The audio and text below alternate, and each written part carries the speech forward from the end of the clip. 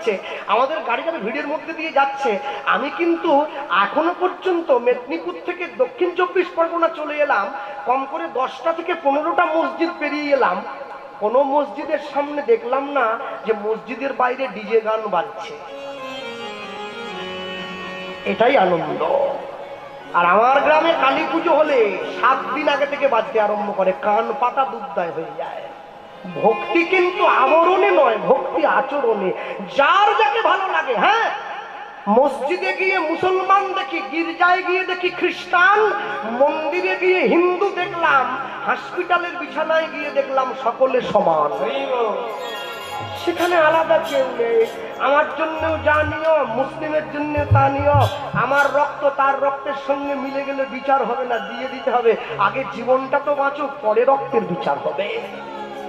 মারামারি তো আমরা শুরু করেছি, অন্য কেউ নয়।